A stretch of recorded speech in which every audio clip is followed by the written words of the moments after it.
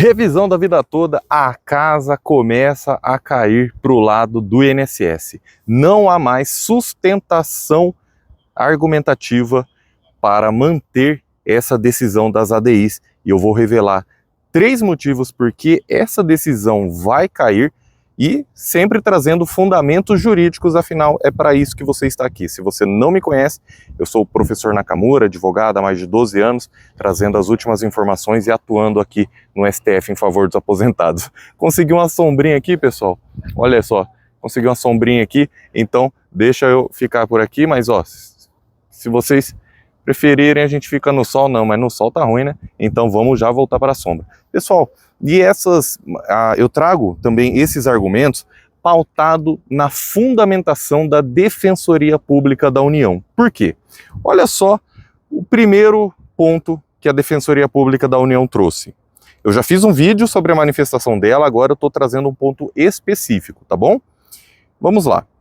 Pela comparação da regra de transição e da regra definitiva, promovida no campo estritamente normativo, não é possível saber qual delas revela-se mais favorável. Ora, foi criada uma regra de transição tratando somente das contribuições de 94 em diante. Porque como que era a regra antes de toda essa bagunça acontecer? O INSS ia considerar, para fins de cálculo, né, não para fins de tempo de contribuição, mas para fins de cálculo do valor do seu benefício, o INSS ia considerar as últimas 36, as melhores 36 contribuições entre as últimas 48 contribuições. Ou seja, 3 anos dos últimos 4 anos de contribuição é o que ele ia considerar.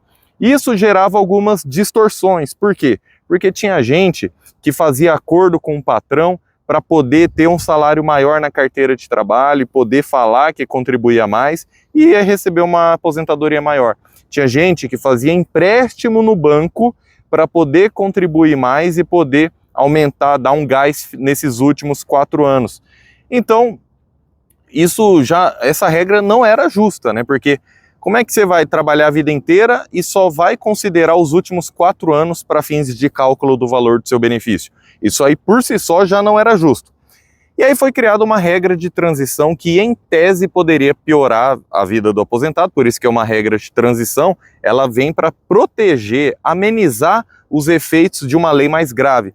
Então, uma regra de transição, por sua própria definição, ela não pode ser mais grave do que uma regra definitiva.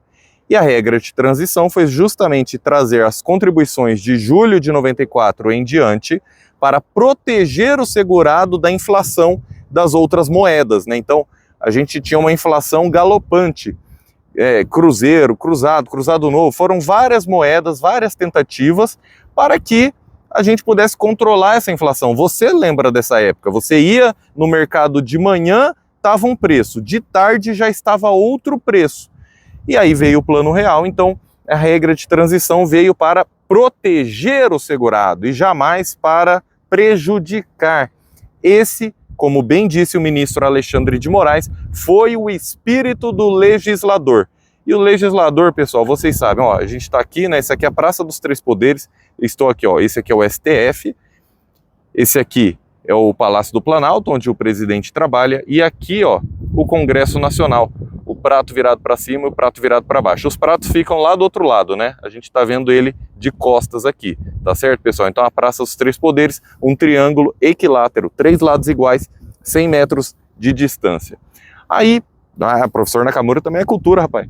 Aí eu recomendo vocês visitarem Brasília aqui, tem o tour no STF, tem tour no Congresso, tem tour em tudo que é lugar, é só agendar horário, é bem bacana. E se você não agendar também, fica aqui fora, o acesso é livre, é público, tá bom? Só uma informação para quem não é de Brasília.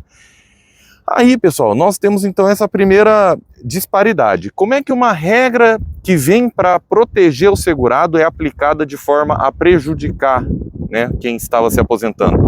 Isso aí, de primeira, já acende um alerta. E foi pautado nisso que os ministros decidiram que o segurado tem direito a optar pela regra. Então a Defensoria Pública da União, ela traz um argumento muito interessante, que é o que eu venho batendo sempre. Pessoal, não se trata de aplicar uma regra para todo mundo. Se trata do direito de opção, se trata do segurado poder escolher a regra. Tema este, 334, que já foi julgado em 2013 pelo STF, né, que deu ao segurado a opção de poder escolher pela regra mais favorável, desde que ele cumpra os requisitos. Então, por exemplo, trazendo para a revisão da vida toda, se a pessoa começou a trabalhar depois de 94, ela nem vai poder pedir revisão da vida toda. Por quê? Revisão da vida toda busca incluir as contribuições anteriores a 94, então tem que cumprir os requisitos. E mais, aí tem que verificar se é favorável ou não, né? Então, a gente tem essa aplicação de duas regras coexistentes, né? Duas leis que existiam ao mesmo tempo, e o INSS fechou os olhos para uma das regras e só aplicou a outra. O problema, como bem disse o ministro Alexandre de Moraes, eu sei porque eu estava aqui a poucos metros dele, e ele bem disse que o problema é que isso favoreceu alguns, mas prejudicou tantos outros. E aí, como é que fica? Se o próprio STF já decidiu que você pode escolher a sua regra, então não cabe ao INSS, não cabe ao governo e não cabe aos ministros agora negarem esse direito. Afinal, o STF já julgou por maioria 6-5 em 1º de dezembro de 2022. E aí que tá. Essa definição invariavelmente dependerá do histórico de contribuição do segurado. Haverá situações em que a regra de transição revelar-se-á mais gravosa do que a regra definitiva, só que, em outros casos, mais favorável. Aí que tá. Ah, doutor, o meu caso, a revisão da vida toda vai aumentar R$ 1.500, meu benefício, mas meu vizinho vai aumentar mais R$ 4.000, o outro vai aumentar 5.000, o outro não vai aumentar, o outro é pior se aplicar a revisão da vida toda. Por isso que cada caso é um caso. A briga aqui é pelo direito de opção. Você tem o direito de optar pela regra mais favorável, e aí você tem que receber o seu reajuste e os seus atrasados, né? Porque foi um erro do INSS. O segundo ponto, por que os argumentos do INSS estão caindo por terra, agora sim, pessoal. Porque, dependendo do histórico de contribuição, essa regra de transição vai poder violar ou não o princípio constitucional da segurança jurídica. Aí que tá, pessoal, a gente tem um ponto muito importante, porque o STF é o guardião da Constituição. Então, quando a gente vai trazer um recurso aqui para o STF, a gente precisa trazer esse aspecto constitucional. E está na Constituição tanto o direito adquirido como o princípio da segurança jurídica. E ao proteger esse direito de opção do segurado, aí sim estará protegendo também a segurança jurídica. Do contrário, aí a gente não vai saber de mais nada, vai virar um caos, pessoal. Por quê? Porque quem está contribuindo hoje já não sabe nem a regra que vai pegar quando se aposentar, e ele nem vai poder esperar uma regra de transição, já que nesse caso aqui não está sendo respeitada. Então, até para as próximas gerações, a revisão da vida toda faz diferença nesse sentido, de que, não, peraí, respeite-se a regra de transição. E aí, meus amigos, o que você não sabia, talvez, é que o STF já fez graves críticas a uma regra de transição que seja mais gravosa, que é exatamente o caso aqui. Em um processo que foi o relator ministro Teori Zavascki, saudoso ministro Teori Zavascki, no recurso extraordinário 524.189, até mesmo em julgamento de agravo regimental com embargos de declaração, ele teceu críticas a uma outra reforma da Previdência, né, na Emenda Constitucional 20, de 98, e falou que regra de transição não pode ser mais grave do que a regra definitiva. Então, o STF ele já tem o precedente do tema 334, que é o direito do segurado poder escolher a regra mais favorável.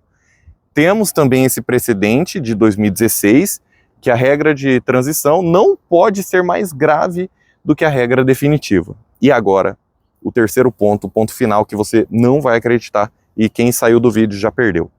O Barroso está se contradizendo aqui. E eu vou revelar por que a casa está caindo agora. A argumentação não vai se sustentar, pessoal. Vocês sabiam que, eu vou trazer já aqui, ó, no mandado de segurança 31.299 do Distrito Federal, sabe quem foi o relator? O ministro Roberto Barroso. O redator do acórdão, aí vocês sabem, foi o ministro Alexandre de Moraes, né, pessoal? Julgado em 2020, ou seja, um caso recente. A revisão da vida toda subiu para o STF aqui, né, em 2020. Então tem tudo a ver com essa causa. E olha só o que foi decidido. Em um sentido inverso do que está acontecendo na revisão da vida toda, já foi reconhecido o direito adquirido à aplicação de regra de transição que se destinava a compensar o acréscimo ao tempo de serviço exercido por magistrados, membros do Ministério Público e do Tribunal de Contas, todos do sexo masculino. Ou seja, meus amigos, quando foi para aplicar uma regra de transição para proteger nesse caso aqui, os juízes, membros do Ministério Público e membros do Tribunal de Contas, aí foi decidido, ó, segurança jurídica, direito adquirido à regra de transição, e tá certo, né? Não há críticas a serem tecidas aqui. A crítica está na falta de clareza e na falta de lógica para um grupo de pessoas aplicar uma regra, no caso aqui juízes, membros do Ministério Público e Tribunal de Contas, e tá tudo certo, tem que aplicar essa regra. Só que a crítica está quando, para o aposentado em geral, do regime geral do INSS, aí não se aplica, né? Aí não se garante o direito adquirido dessa regra de transição. Então veja bem, a incoerência em pouco tempo, esse julgamento de 2020, em pouco tempo, o que fez o Barroso e outros ministros mudarem de ideia? Na verdade, os ministros eles julgaram da mesma forma em dezembro de 2022 aqui, a favor dos aposentados. Vocês sabem disso. Eu estive aqui, vários advogados que vocês acompanham, também lutando pela causa. A incoerência está em querer alterar essa decisão. Então, Barroso, se o próprio Barroso já julgou dessa forma, né, nesses outros processos, que foi relator, e aqui na revisão da vida toda ele fala, olha, no julgamento das ADIs, ele falou, ó, eu estou sendo coerente. Eu votei contra a revisão da vida toda no tema 1102 e estou votando contra aqui novamente. Tá, tudo bem, né? Nesse ponto está sendo coerente, mas até que ponto? Até o ponto dele querer chamar a decisão da maioria do STF de erro? Não, aí tem que respeitar a decisão da maioria. Ele vota como ele quiser e tá show de bola, não há problema, estamos numa democracia, até por isso que são 11 ministros e não um, né? É justamente para cada um poder votar de acordo com a sua consciência. O problema é quando você quer impor o seu voto acima de qualquer coisa. É quando você quer fazer valer o seu voto só porque você é presidente do STF, que quer fazer valer, inclusive chamar aqui no plenário a decisão da maioria de erro. E aí, ministro Alexandre de Moraes baixou a cabeça, refletindo, perplexo, falou: chamar a decisão da maioria de erro é realmente impressionante. Pessoal, não tem como. Quando os argumentos são trazidos, tirando, né, vamos falar de argumento jurídico, não tem dúvidas que a revisão da vida toda já foi vitoriosa e será vitoriosa aqui também. Claro, a gente não é ingênuo, a gente sabe que o processo acabou indo para um lado político e econômico, e é por isso que a gente também está trabalhando nesses campos político e econômico. E mais, do ponto de vista econômico, aí é que a bola da vez está com os aposentados. Por quê? Porque foi revelado o verdadeiro impacto. 3,1 bilhões em 10 anos, né, diluído em 10 anos. E por que em 10 anos? Porque os cálculos do Tesouro Nacional, na LDO, Lei de Diretrizes Orçamentárias, trouxe esse impacto, né, ao longo de 10 anos. O INSS fez estudos também ao longo de 10 anos. Então, para ficar um número justo, né, é uma forma até de honestidade intelectual, para você comparar, né, maçã com maçã, pera com pera. Então, tudo bem, o INSS está falando em 10 anos, então o estudo do impacto foi feito também ao longo de 10 anos, mas não quer dizer que o seu pagamento de atrasados seja parcelado em 10 anos, e não quer dizer que o seu reajuste só vai durar 10 anos. Nada disso, pessoal. É só para a gente ter esse efeito comparativo, 10 anos com 10 anos. É claro que os atrasados por RPVs, né, até 60 salários mínimos, que representam, pasmem, mais de 60% dos processos da revisão da vida toda, ou seja, a maioria dos aposentados vai receber até 60 salários mínimos, não vai passar disso. 60 salários mínimos está dando aí uns R$ 84.720. Então dá para pagar facilmente. Como bem disse também o José Eduardo Cardoso, que está a favor dos aposentados, tive grandes conversas com ele lá em São Paulo, na Avenida Paulista. Então ele próprio falou isso no discurso dele. Ele falou, é só fazer uma conta de padeiro com a caneta, que dá para pagar, que não é nem perto desse número. E é esse o trabalho agora, de mostrar para todo mundo, seja para o presidente que está aqui, para o ministro Haddad, para os ministros do STF, para mostrar que esse impacto, né, não é tão grande assim, e na verdade vai ter um impacto econômico favorável na economia, porque quando você distribui o dinheiro para o aposentado, ele vai e gasta na economia, ele não coloca o dinheiro lá em offshore, em Ilhas Caimã, não vai para Dubai gastar esse dinheiro, não, ele gasta aqui no Brasil, movimenta a economia, e tudo que a gente compra a gente paga muito imposto. Então, revisão da vida toda, eu não tenho dúvidas, pessoal, vai sair vitoriosa daqui, e já estamos mais um dia de trabalho. Eu quero que Deus te abençoe grandemente. Se você gosta de informações verificadas, já se inscreva aqui no canal e comente com toda a sua força, toda a sua fé. Revisão da vida toda já. Que Deus coloque a mão na cabeça dos ministros para que eles possam tomar a melhor decisão. E a melhor decisão é realmente garantir o direito dos aposentados. Eu não tenho dúvidas disso. Um grande abraço, eu fico por aqui e até a próxima. Vamos juntos!